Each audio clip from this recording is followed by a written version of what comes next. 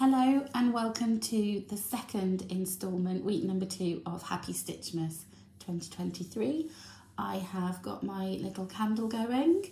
I've got some little gingerbread Leberkirchen. I'm not sure if I'm saying that properly, but gingerbread apricot filled bickies, which are just gorgeous. And I've got hot chocolate. I may or may not have a shot of Bailey's in there. That's for me to know. And I'm all ready to get cosy and do some stitching. So I hope you're nice and comfy. I hope you've enjoyed the Stitchmas so far. I've had some lovely comments, some lovely feedback, and I've seen some beautiful stitching. So anything that you want to share, I really appreciate that on social media. So this is what we have done so far. And today we are going to start with the robins and this branch. So I've selected the threads I'm going to use already. So threaded up is the darker of the two browns that I'm going to use for the feathers. I also have some red left over from when we separated our thread to do the French knot for the holly, to do the robin redbreast. I have some of the darker green that we use for the holly leaves. And then with the black, which we're going to use for the bird's eye, I've just separated 2 threads rather than the normal 3. So I have already threaded up my needle and put a knot on. Apologies again for the light. It's a bit tricky to see, but I'm hoping that's going to add to the cosy atmosphere. It's very dark and dreary where I am. So again, we are going to do satin stitch for our robin. So this time, instead of doing an outline, because there's some extra fiddly bits, to be honest, let me just zoom in a little bit. Extra fiddly bits, we are going to have to avoid this wing, which we will be doing separately, and we're going to have to avoid this bit and this bit. So it's easier for this shape, I think, to not do the outline like we did for the holly. And actually, I've just realised that I've started in the wrong place already. That's not a good start, is it? Because what we're actually going to do is we're going to do the wing first. A bit like with the centre of the holly, where we did the 2 halves and where they meet, it gives the impression of that line. That's what we're going to do around the wing and around the redbreast. So we want our stitches to go right up to the edges. So it's easier to start with the wing and then do the other stitches. So this one you could, in fact, do the outline if you wanted to. I'm just going to go for it this time. So starting at the very, very point, it's a very narrow section, and just going across. So whether you are looking at this video to know what to do next and you haven't finished your first stitching, that's absolutely fine. As I said in the first video, there is no such thing as being behind. So even if you have not started, there is still plenty of time. I've tried to separate the stitching into sessions which should take about 45 minutes to an hour and a half, depending on how slow you stitch, how much of the video you need to watch and re-watch, if you make any mistakes. So really, you can spread that out across the whole week, if that suits with your kind of timetable, or you could get it done in one stitching session. It's entirely up to you. Some of us might not be able to get away with a whole hour or 2 of stitching on a Sunday afternoon, especially this time of year when there are so many things to go do, buy, places to be, people to visit. But do try to plan in a little bit of your stitching time, because I do think it's such an important part of self-care. You can't pour from an empty cup, so you need to make sure that yours is nice and full. And I know that I am a generally nicer human being once I have done something creative. So really, it's for the good of everybody around me, not just myself, that I get a little bit of stitching in.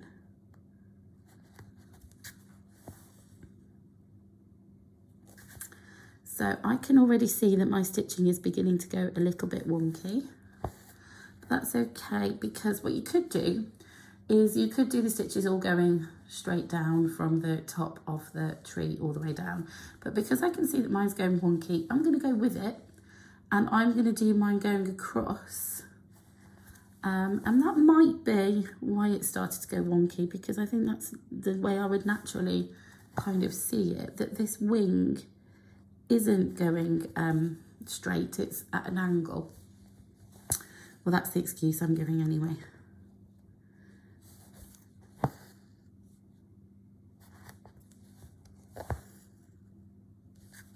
Remember not to pull your stitches too tightly, because then you get this nice round 3D effect, which works particularly well for the wings. Now, if you're using your own stash of colours, or even if you're using the kit colours, you don't have to do robins. I mean, I absolutely love robins, and at this time of year especially, robins are very special to me. I have a lovely robin on the top of my Christmas tree, which belonged to my grandparents and their tree. He's called Kevin, named after my granddad, and he comes out every year and sits on top of the star on top of our tree. And robins are really important to me at this time of year, which is why I decided to include them on my tree. However, if you want to do, doesn't have to be a robin, doesn't have to be any kind of recognisable bird. We do have these lovely blue colours in the kit that you could use to perhaps do bluebirds. Maybe a mixture of the blue and green would look quite nice. If you have decided after doing the holly that you don't want to do any satin stitch, you don't like it, or you've done enough of that, you want to do something different, you totally can. You could chain stitch this around this wing, or you could fill it with chain stitch as well. Start at the edge and go round and then inside. That always looks nice. You'd have to have very small chain stitch. I would probably do only 2 strands of embroidery thread if I was going to do that. Or you could back stitch just around the outline and maybe just satin stitch the wing if you don't want to do the whole thing. So many options. You don't have to do what I'm doing, because everyone has different preferences for the type of stitches that they like, the style that they like, and it's good to be different and unique. Do it how you want to do it. So you can see that my stitches are very much diagonal, going from this side to that side. If yours are not, if you manage to keep it consistently from north to south, that's absolutely fine. I think as long as the stitches don't change direction kind of halfway through and it looks consistent, then it looks intentional. Whatever you ended up doing is intentional. I meant it to look like this.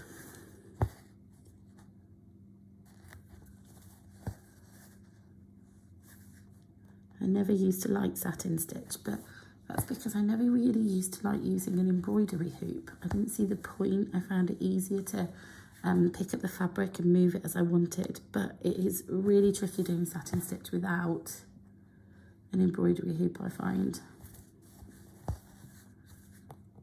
It makes all of the stitches less likely to lie flat.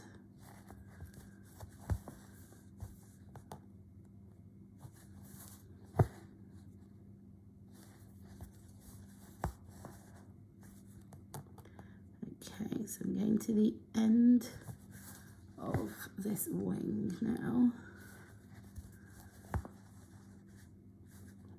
Just trying to make my stitches go in to create that curve so it doesn't look pointy at the end. really quite dark and difficult to stitch in this light actually. There we go. Okay, and what you can do is if you take your needle off the thread and you just use the eye end, you can smooth any of those stitches down. Just aren't lying as you want them to. Fluff them up a little bit. I'm happy with that, so I'm going to finish my thread and then rejoin to do the rest of the bird. Okay, so I'm going to carry on now. It's totally up to you where you decide to carry on your stitching. For some reason, when I'm doing satin stitch, I find it easier to go from right to left. So I'm going to start at this end. But if it doesn't make a difference, you could start at the tail. Obviously, this section, you're going to have to separate it into at the top and at the bottom. So my plan is to go across the top and then back down underneath. And I've got a little bit of thread coming through from the back there. Just need to, it's coming through from my knot. Let's get that out. Sort that out before I go much further. There we go.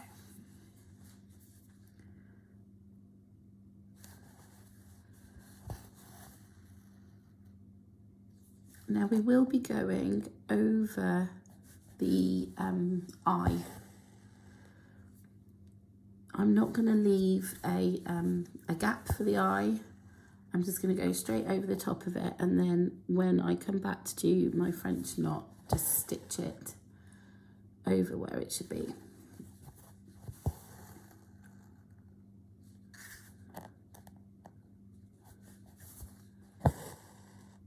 I'm going right up to that line where the red breast is going to be, or whatever colour you decide to do it. And now I'm getting to the section where we're going to be meeting the wing that we've already done. So you need to go right up to those stitches. You still want to keep a separate kind of line like we did with the holly leaves.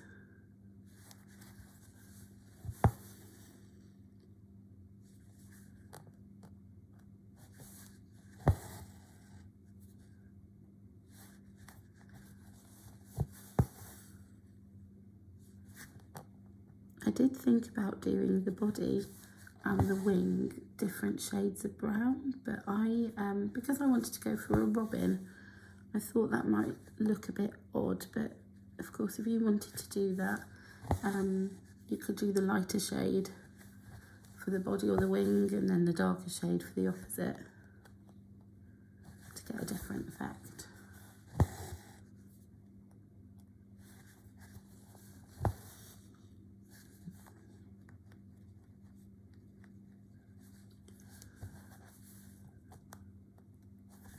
My stitches aren't lying particularly flat. I'm not quite sure why, but I think I'm just going to say it adds to the feathered effect. It could be that I've got too much twist in my cotton, my thread.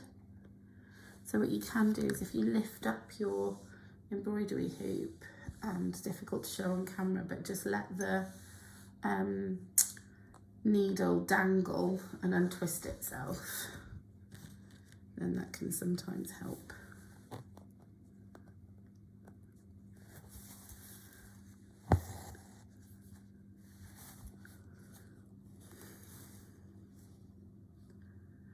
Okay, so what I did when I got to the end of the wing was I went straight down and all the way up to the tail, and now I'm going to start working my way back this way.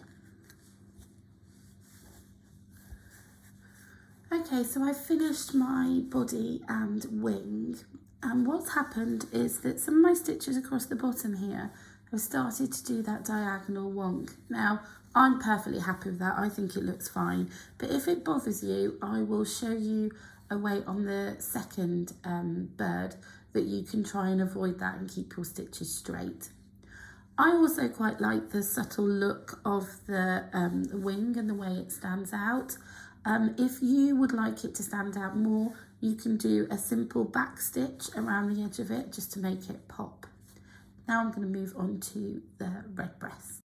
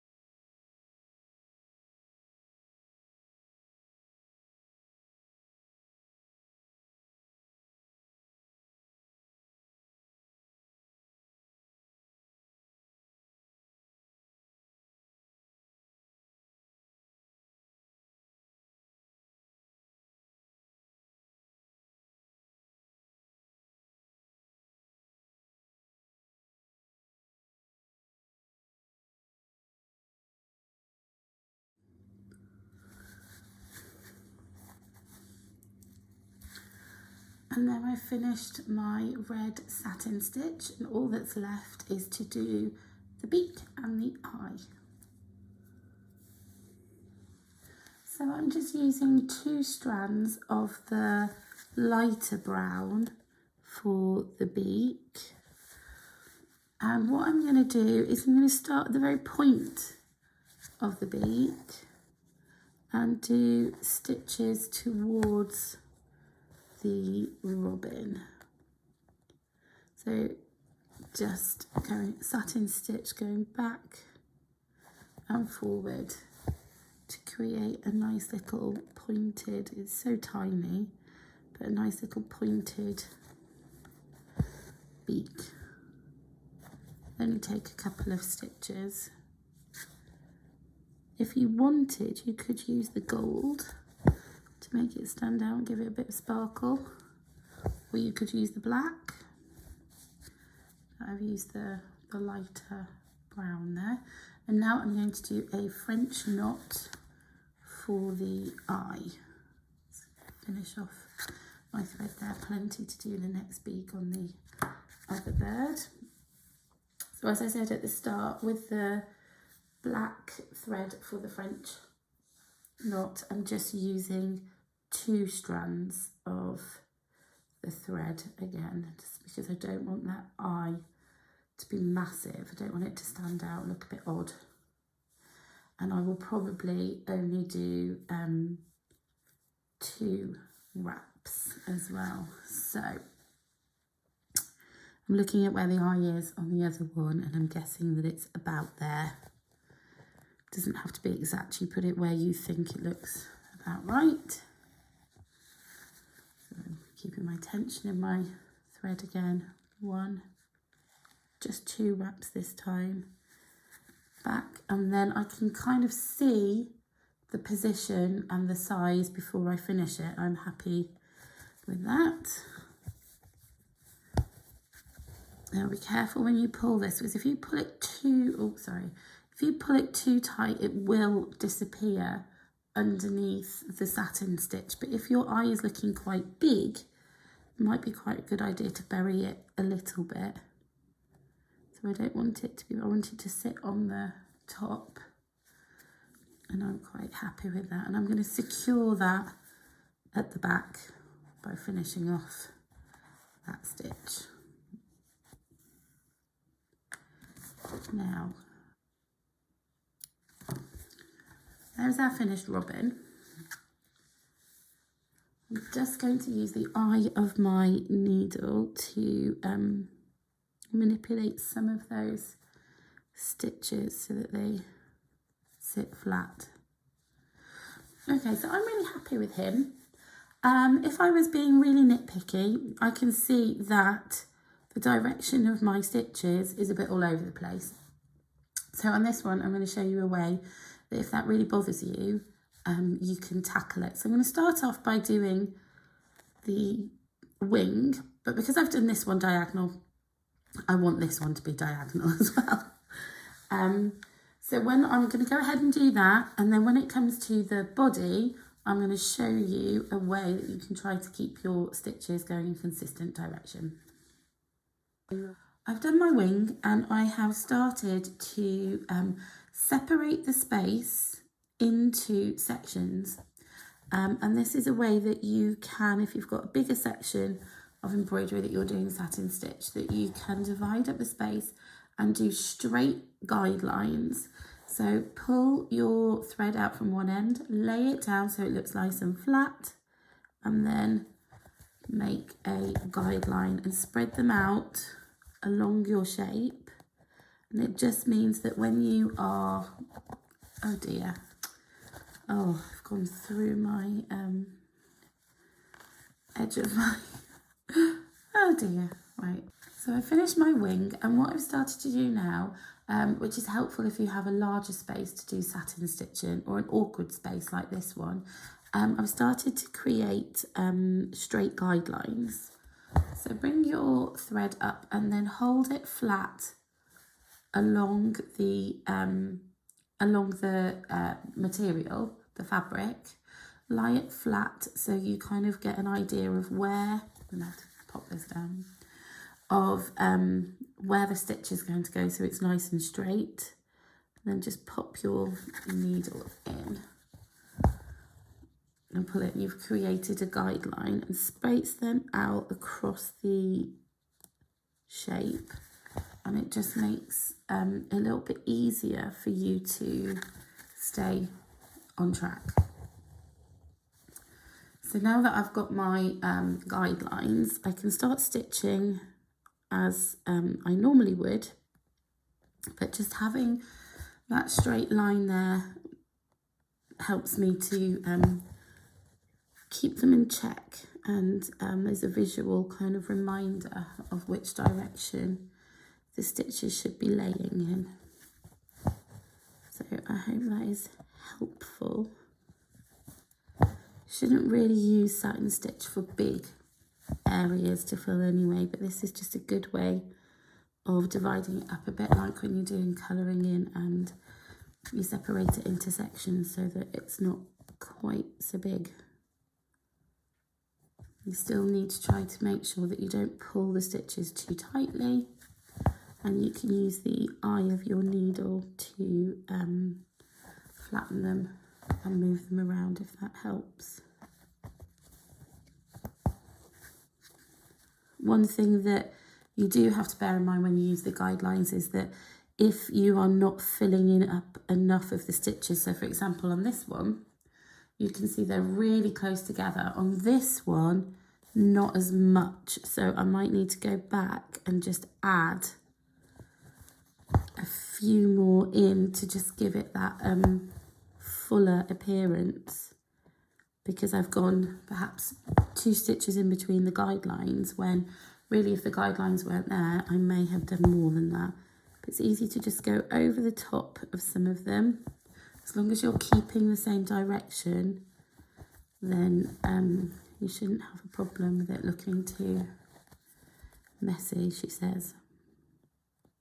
See, that now looks a lot fuller like it does on this side. So just carry on as we did before, and I will come back and show you how we are going to do this lovely branch. Okay, I'm having to record this video later at night because unfortunately my house has been struck down with illness. So apologies if the light looks a little bit odd for this part of the video, but in order to get it uploaded in time for our stitching session, I really want to make sure I've got it done. So as you can see, what I have done is I have done a fly stitch branch, and that's what I'm going to demonstrate to you now. I'm using the darker green. There are 3 greens to choose from in the kit, or obviously whatever you choose to use in your stash. I've gone with the darker one, but you can use whichever one you wish. So, I just managed to unthread my needle as I was taking it out. So yeah, the perils of recording at the time of year when there seems to be so many germs and things around. That's just what happens. So I just wanted to make sure that I got it done before my voice completely goes, and just in case my daughter needs any more time off school. Okay, so I'm going to start at the end of the branch with a running stitch. So just one simple running stitch at the end. Now remember, if your stitches are not exactly on the stick and stitch, don't worry, because that will be removed at the end. So now I'm going to start my fly stitch. I'm going to bring my needle up at the left hand side of this V. Oh, that's not great, is it? Let's try that again. Oh, ever get those days where you feel like the world is against you?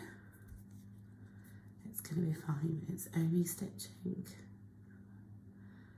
Don't need to take it so seriously. There we go. Right, I'll try that again. I'm going to come up at the left hand side of this V. And now I'm going to take my needle down on the opposite side.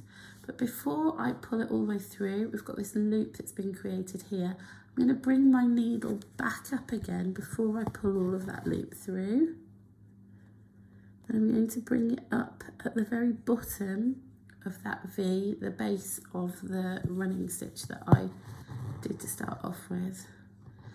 And then that's going to anchor that stitch in place. So now I'm going to do another running stitch here along the branch. And that's just anchored the previous stitch in place. And then I'm going to come up, it's a bit tricky to see where it is. So as I said, if you want to spread yours out a bit more, that's fine. I am using 3 strands of cotton, but if you decide that actually you want to use 2, you can. I quite like the look of the thickness of the leaves. So again, I've come up on the left hand side, gone down on the right hand side, and then before I pull that loop, I'm going to come up at the bottom of that running stitch and just repeat that all the way along. So running stitch, up the left hand V, down the right hand V, and then up again at the base of the running stitch before you pull that loop through. Now I haven't got much thread left, so it's a bit tricky to show you on camera, but there we go.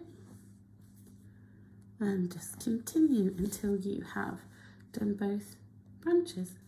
After completing the fly stitch underneath the robins, we're going to go on to do this garland, which has the decorations on.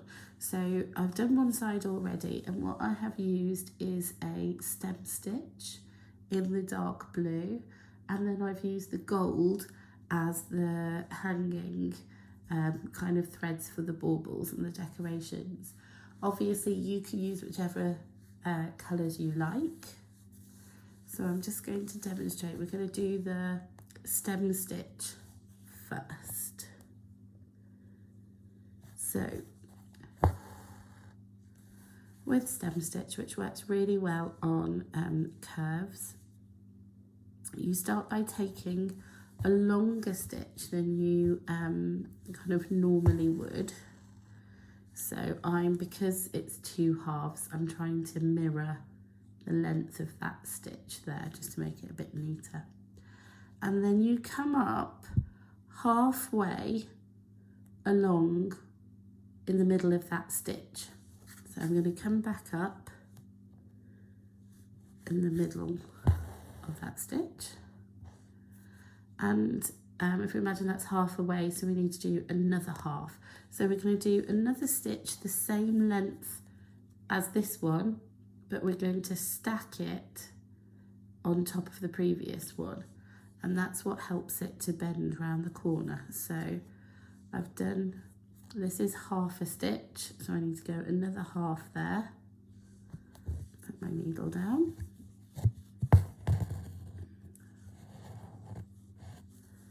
Okay, and then I'm going to bring my needle up at the end of that previous stitch and another half a stitch along. So you're going back half a stitch and then forward half a stitch.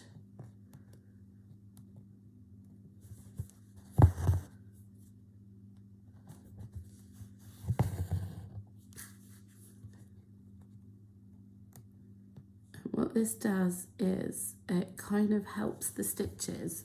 You can see now, because we're about to go around a corner, as I do the next stitch, it pulls the previous one into the curve. So it's really good for curved lines to do a stem stitch. And obviously for stems of flowers and things, which I presume is where it got its original name from.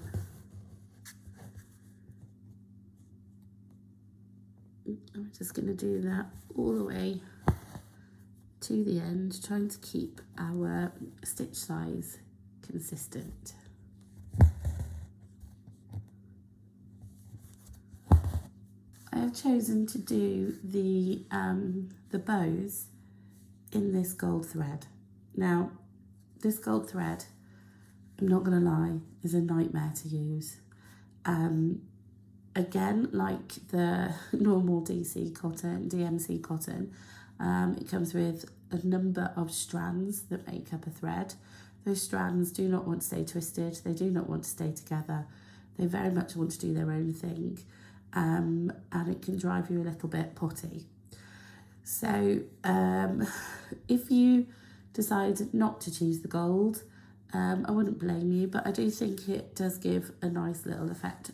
I am intending to use it for the star, so this might be a good chance for you to practice, see how you get on with it, and then maybe by the time you get to the star you might have decided you want to use a different colour.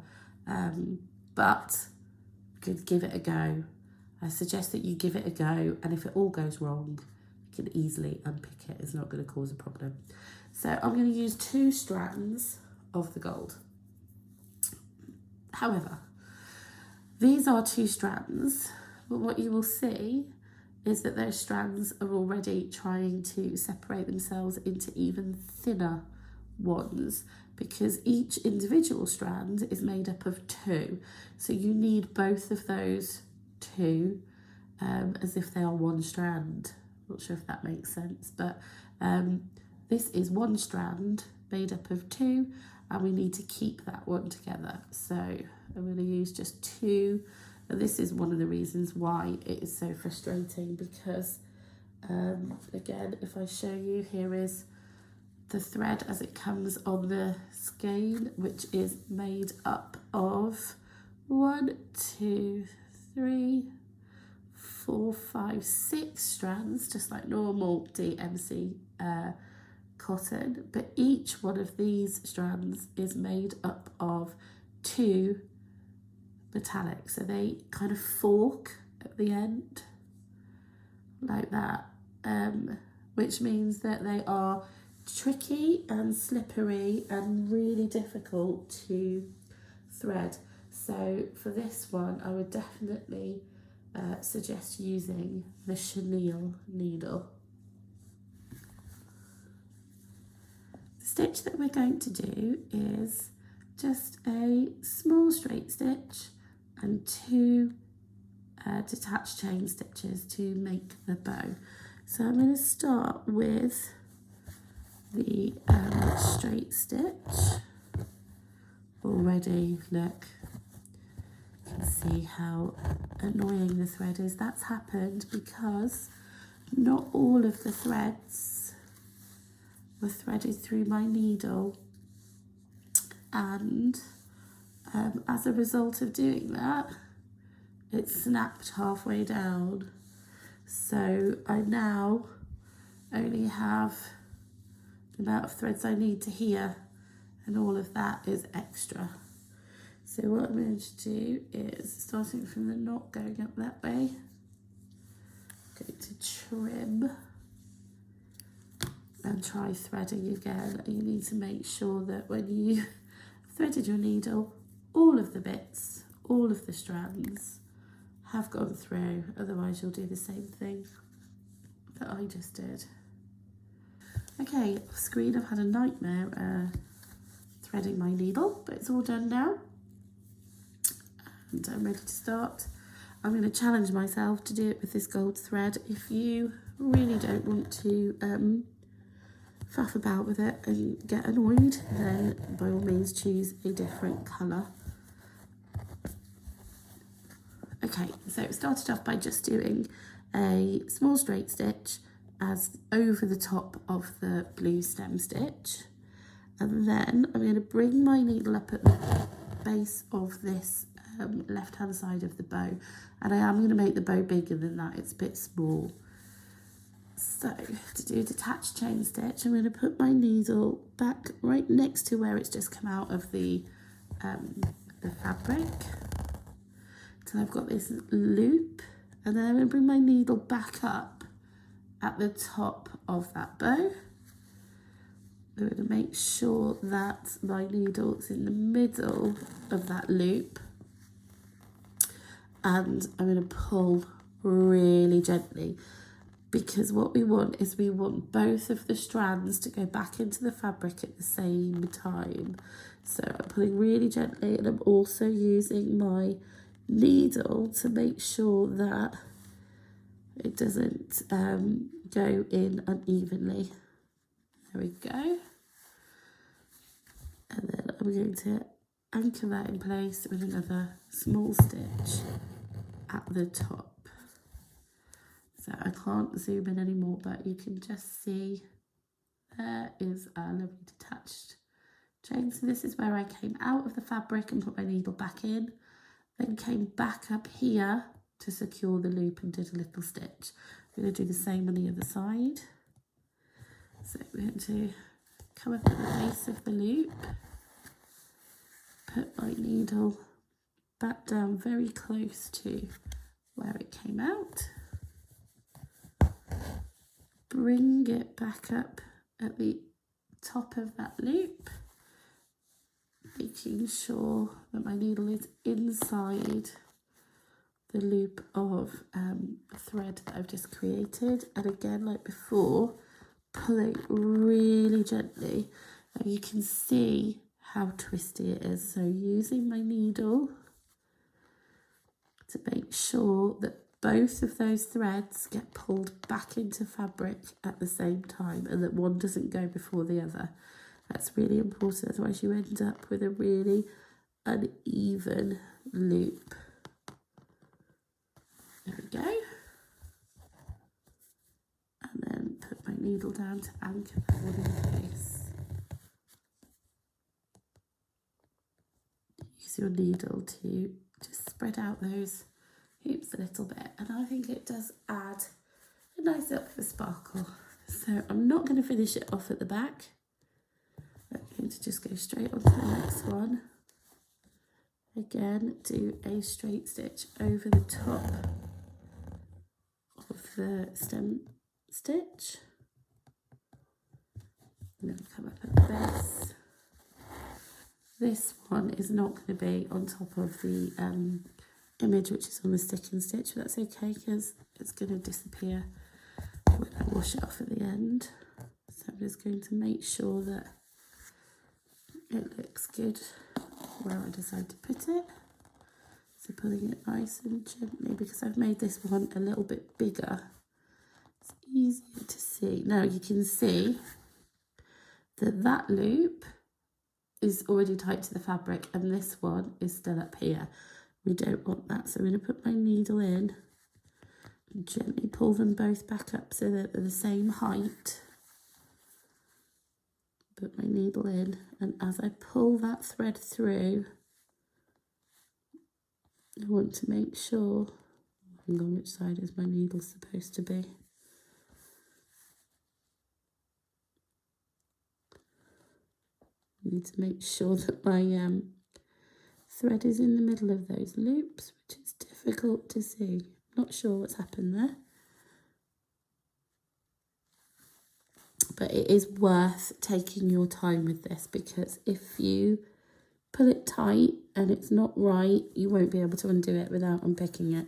So what I'm actually going to do is I'm going to, I don't want to unthread my needle again, pull that through backwards. Oops. See where I've gone wrong is I've managed to somehow go through one loop and not the other. Right. Okay. So when I've been pulling it tightly, I didn't make sure that my needle was in the middle of both loops. It was only in the middle of one. So I'm going to make them bigger again. Do that again. As long as you're really, really gentle, you can manipulate this thread. It's when you start tugging really hard on it that it's not happy and it'll pull against you. Okay, so there we go. Those are the two loops that my needle is supposed to be in the middle of. And now when I pull them, there we go, you can see, oh, what palaver. There we go. Can anchor it in place.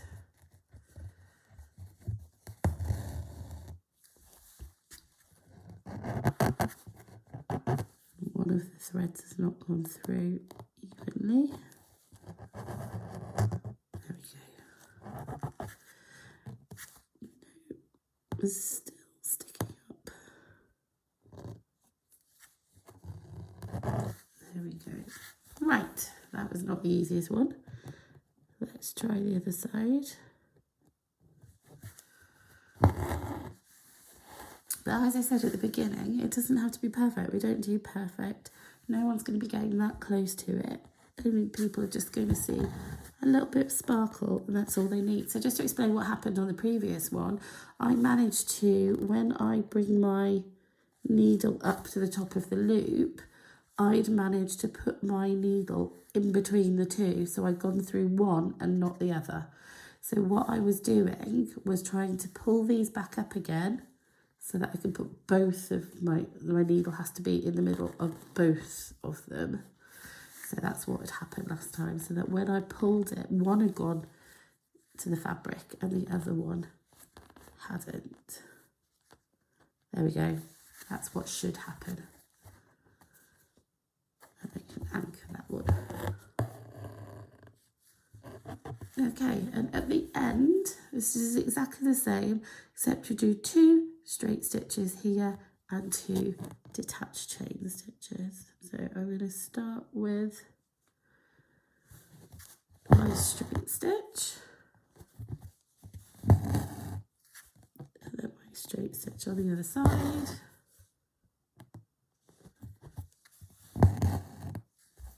And then I'm going to do 2 detached chain to make the end of the bow.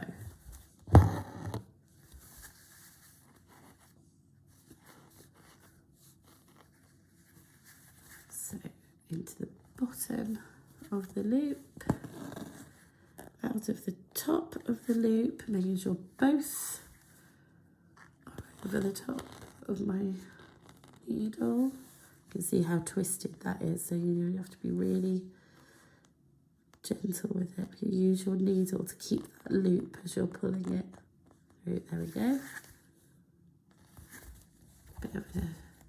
It's a bit of a challenge using this thread. I do think it's worth it in the end. You may disagree.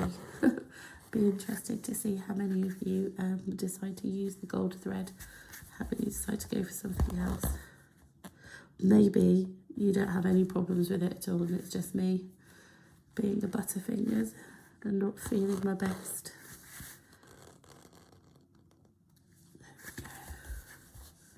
Right, and that is the garland done.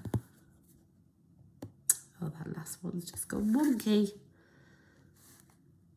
There we go, just spread it out with the needle. There we go. Lovely.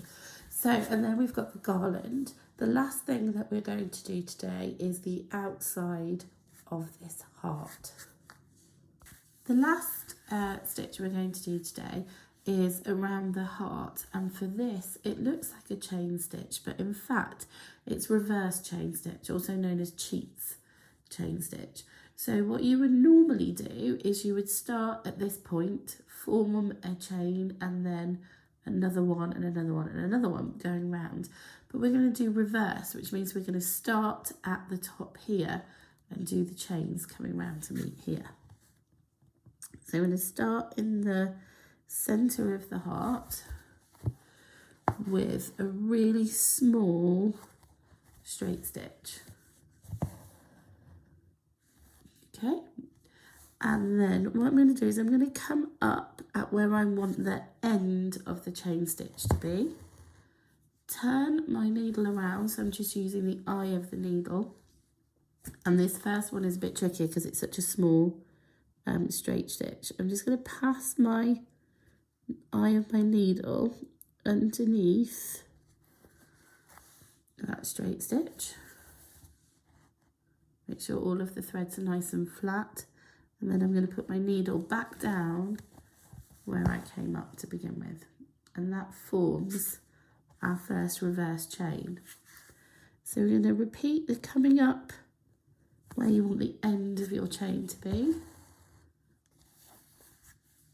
and then using the eye of your needle, pass it underneath both of those loops in the chain, and then put your needle back down where you came out and pull tight, and you formed another chain. Now, depending on how tight you pull it will be how tight the chain stitch goes, and you want to try and keep that consistent. So you want to try and keep the length of your stitch consistent, and then the tightness of the chain as well. So going to unravel, make my tail a bit longer. There we go. So just going to pass the eye of my needle, pass the eye of my needle underneath and then back down and pull. And there we have a reverse chain. So you just do that all the way around until you get to the bottom, and as I said, it's the consistency that makes your stitches look neat. So you want to try to, once you've done one side, to try and mirror the other side. Now I'm going to leave it there today after doing around the outside of the heart. Next week, we will be doing the decorations that are dangling down from our garland. We'll be doing the numbers in the middle, or if you decide that you want to write something else, if you wanted to put perhaps a name, or just leave it blank, or maybe do another heart inside. You don't want to do the year, that's completely up to you. And then we're going to be doing the garland here as well, which is another fly stitch, and then we'll be on to our last week where we will do the presents and the star at the top. So as I said in the last week, I'm going to release the next one on Sunday. I believe it is the 18th of December, possibly, whatever is the Sunday, the 17th or the 18th. And then I will be releasing the last one on Wednesday. Oh, it must be the 17th, because I'll be releasing the last one on Wednesday, the 20th of December, which is going to be the presents and the star, and then how to finish off your hoop. And it should be all ready to display in your home on Christmas Day. So I'm just going to carry on with my chain stitch. I'm really sorry for the quality of my voice and the recording. I hope that with this extra light I've put on, you'll be able to see what I'm doing. It was dark by about 12:30 today anyway. It's that kind of year, isn't it? We're getting down to the shortest day of the year. So it's the perfect time for a bit of cosy stitching. If you haven't already shared with me what you've been working on, then I would love to see it. You can either send it me in a private message, or you can post onto Instagram and tag me. Remember to use the hashtag Happy Stitchmas 2023, and then hopefully we'll be able to see everybody's work. So that's it for now. Enjoy your stitching, enjoy the rest of your week, and I will speak to you soon. Bye.